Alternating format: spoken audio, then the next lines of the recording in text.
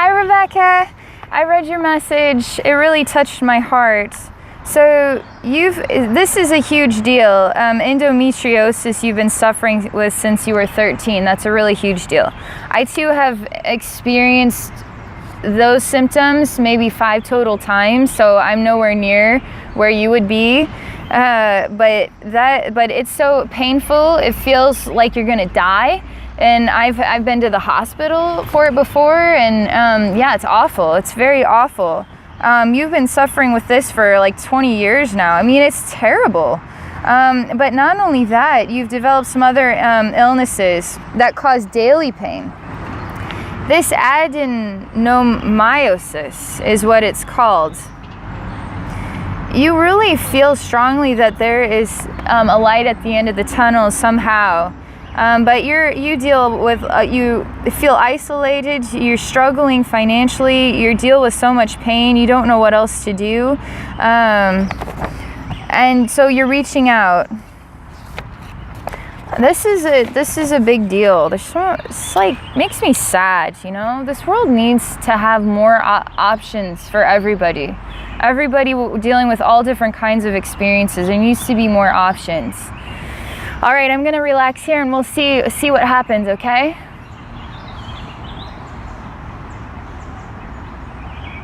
Okay, I see a woman with a swollen belly. It looks kind of like a pregnancy, but it's not. It's fascinating. I just did a healing for endometriosis the other day. It's just a private session, and I saw very similar things. So for you, there's sort of like a bubble or a black orb on the inside here. You look sickly. I'm releasing this bubble out of you. I'm actually taking my hands, going into that space and pulling it out. It's got a weakening, you've got a weakening effect going on from all of this. It's even on the level of, what is like somebody who's starving? I mean, how do you get enough energy to get around or about the day? There's something of that sort of weakened effect. It's just hard to move about or get around with this. Maybe even to the point that maybe it's hard to just eat a normal balanced diet because the pain is so much.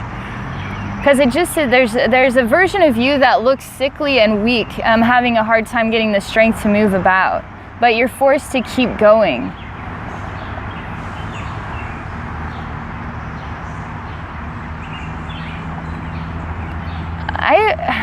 I see what is a woman who is wincing in pain. She is crying. She is wanting to get it out. There are some Indians, some Native American. They're not Native American. They're not. They're kind of like a jungle tribe or something. They're pulling her arms and legs outwards.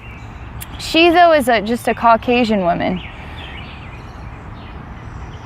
She's crying. She's trying to give birth, is what it's like. It's so severe and traumatizing. It's a nightmare. It's horrible.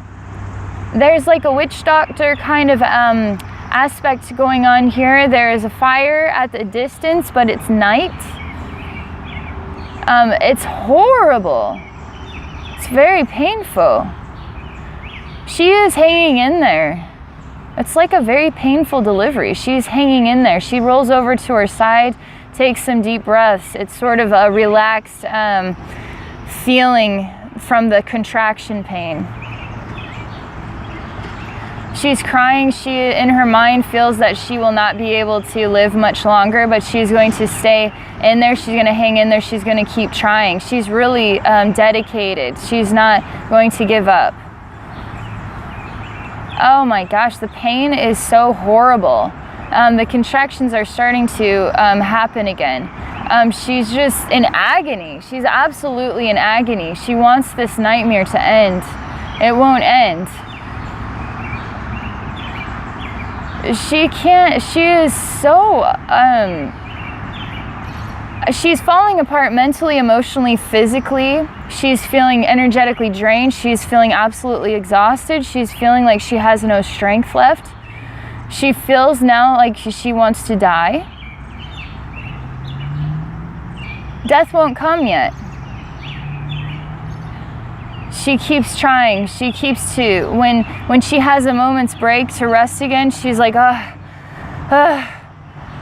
don't know how much longer I can keep trying, but I will keep trying.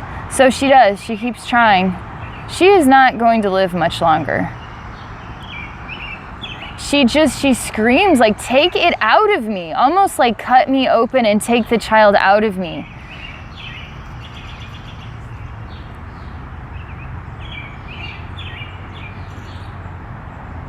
They're showing the scene fading out and it's all black. I am walking through darkness. I'm walking through a completely dark space. There are beds here or something.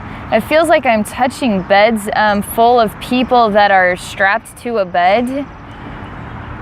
It's a huge room. There's beds on either side. I'm sort of, my hand is sort of going across the bed rims. They're made like really cheap metal frames. There's sick people in every single bed. Sick people, even with sort of coverings on their mouths. They're children.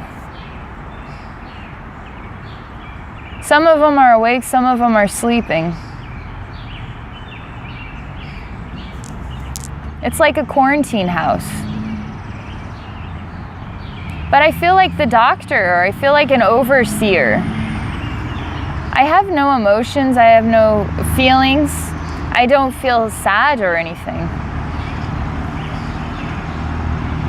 I feel though sick I feel sick inside myself though too. I feel like I've seen enough of this, you know?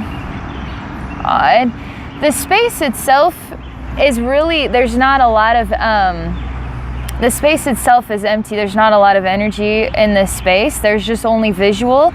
The energy itself is very sort of, it's just more dying people. It's just more dying people. It's every day, it's just more dying people. And I have lost all heartfelt compassion or that sort of thing. It's not like this person is, like has no heart, so to speak. This person has a heart, but they themselves feel like they are also one of the quarantined people. The thing about this space is that this soul, it's sort of like a spiritual space. It's like this soul continues to walk forever in a dark world where there are quarantine beds lined up on either side, never really being able to see the faces, never really caring, walking on and on and on into the distance of darkness, even letting oneself go into darkness, into an abyss. This scene is not over yet. There's a lot more to say about this scene. I'm like way out of time here.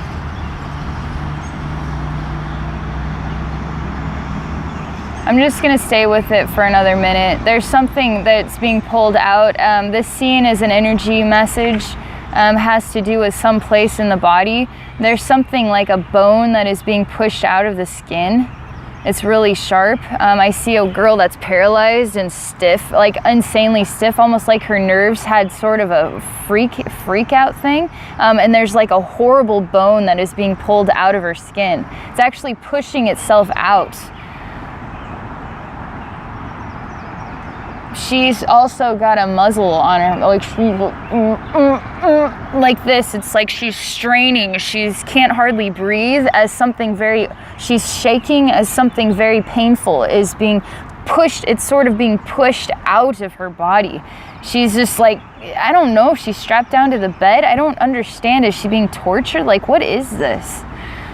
All I get to see is a totally a bright light space, a girl on a bed who's shaking like this. She looks like she could puke even, but she has like a leather strap over her mouth. And there's literally a bone that is being pushed out of her, I don't know, like around beneath her rib cage or something, just under her rib cage on the side. This could keep going on and on and on and on forever. And the reason why I can keep going on is because all this stuff is at the surface of your spiritual atmosphere, and it's pooling there, and it needs to be released into the light, right? So the longer I do this, the more of these scenes that we come across, the more I can heal those energy vibrations and then help those to go into the light. This is the best I can do. I've done energy work here to at least the scene with the birthing scene that has come up before, where endometriosis can be a reflection of a very painful birthing experience from another lifetime where it ended without the baby being born, and so the body is still experiencing contractions and stuff like that and severe pain even after death. So now you enter into another lifetime where that's still in your spiritual atmosphere, and now it sort of manifests that echoing response. So just allowing yourself to say, okay, I know where this is coming from. It's coming from a very traumatizing past life experience where I wasn't able to give birth, and it was very painful. I ended up dying in the process. You can just start to work with that energy and just let it go. You just let it go and know that is complete. I can't share much more. I wish I could, but at least this gives you something to help know that the universe loves you, the universe cares about you, and I'm really glad that you reached out. This other scene is really, again, it's a complex scene. It probably take me 20 or 30 minutes to really analyze what the meaning of it all is, but it's telling me this is also in your spiritual atmosphere. It's self-realizing. It's trying to make sense of something that isn't quite clear yet. It's still in the dark, and so the best we can do is keep working through the images. Sorry, the bugs are out. I hope that helps you. Just hang in there as best you can, okay? I don't have this is the best that I can do to help you. Thank you very much for reaching out to us. Know that you are loved and cared about in this world, okay? I just wish you all the best, okay? And anybody who is watching, if you're interested in having a free session, just a free mini reading to explore anything, please visit amonros.com and submit the contact sheet. And Joseph and I will be going through those to see, as we'll get through as many as we can as we have time. So thank you very much, and I wish you all a wonderful day.